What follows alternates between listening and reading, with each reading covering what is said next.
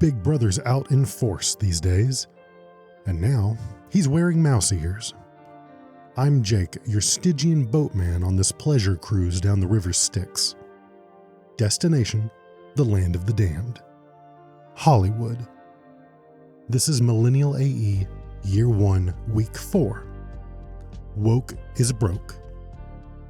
If you've been even remotely paying attention to pop culture the last decade or so, you've probably noticed a trend. Gone are the days of princesses, heroes, and romance.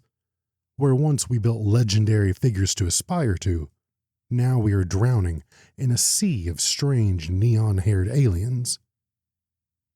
Well, I guess they aren't really aliens. There's decidedly fewer of those walking around these days.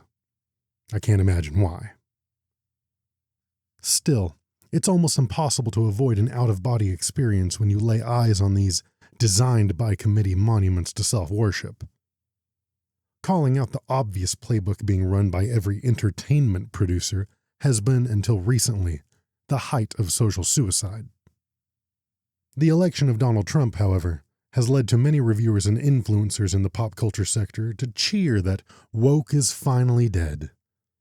It isn't, unfortunately, but I do think we have hit a turning point just recently. If you're confused by the term woke, it's probably for one of two reasons. First, you're old enough that staying awake is a genuine concern, which means you're always prepared to shout, "I'm listening!" every time you hear someone grumble in those rapidly vanishing decibels that you stop paying attention to what they were saying. The second possibility is that you're one of the disingenuous nutjobs that acts like there's totally not a noticeable shift in the incessant preaching and prattling coming out of Hollywood. I suppose a third possibility is that you're so focused on actually living your life that you never tuned into the pop culture war sweeping the West, in which case I am disgusted at how well adjusted you are. Regardless, defining woke is about like Congress trying to define pornography. It's a little hard to pin down, but you know it when you see it. In general, it involves the veneration of identity and moralizing over substance and writing. A gay character probably isn't woke if they're written like a normal person. A whole cast of gay characters might be woke depending on what the story is about. Making a Star Wars series about black twins born to white parents raised by a convent of communist lesbian space witches? Yeah, that's woke.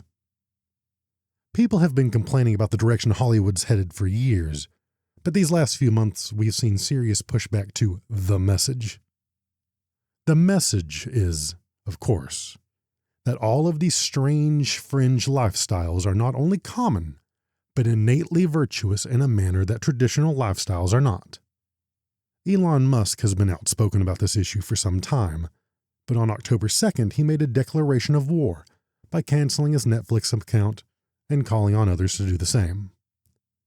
Apparently people are listening, or shareholders are afraid people are listening, because Netflix has dropped 2% almost immediately after this news. Musk's main complaint was about a character in Dead End Paranormal Park, a children's show by Netflix. The show already stopped airing in 2023, but many people are just finding out about it. In the show, a main character declares that he is trans and explains what that means in admittedly vague terms, emphasizing living life without apologies. While it isn't exactly an anatomical breakdown, the internet collectively went ballistic. It turns out lots of fence riders draw the line at injecting sexuality into kids' shows. If we're being honest, this hasn't affected me one bit. Not because I disagree with the angry mob, but because I'm entirely unsurprised. This was always the goal. Does no one remember Cuties? Maybe you missed it because of the unnamed virus of unknown origin, but that was the 2020 show where an 11-year-old joined a dance group at school that jumped the "should they be dancing like that shark" harder than Fonzie ever could. You can still watch that on Netflix, by the way. The outrage didn't stop them for a second back then. Why would it? They were winning. The message was winning. But back to the newer issue of transing the kids. Have you ever noticed nobody wants to make Michael Myers trans? It's too bad because 6'7" Michelle Myers clomping after you in a sundress and biker boots would easily be the scariest thing anyone has ever seen. In the same vein, nobody wants a gritty World War II action flick centered on trans soldiers. There's no push to dress a predator up in drag. The alien, not the predator, is already in drag. Why is that? Because that's not the message. You don't waste the message on adults.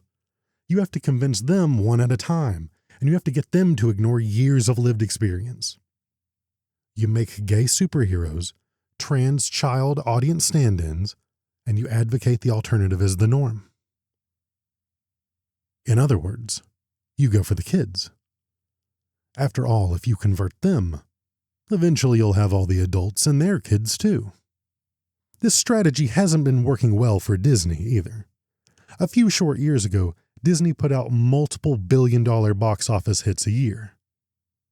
This year, we have seen historic lows for the American juggernaut.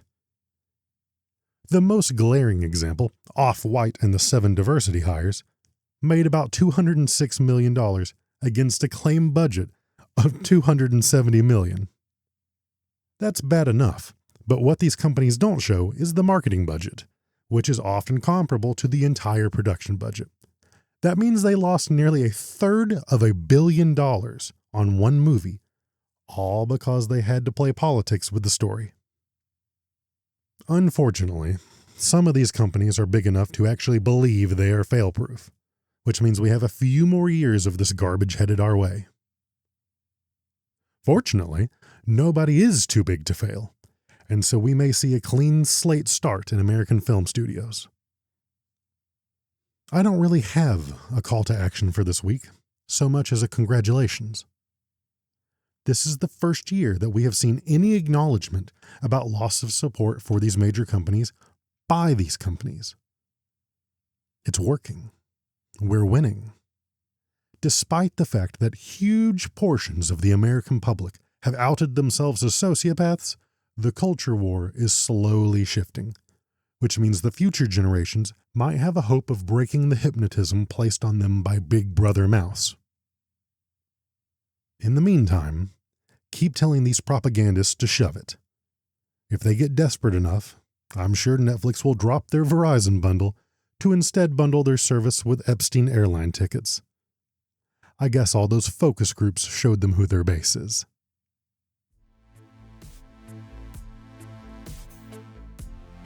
That's all for this week's broadcast from the collapsing Cathedral of Culture.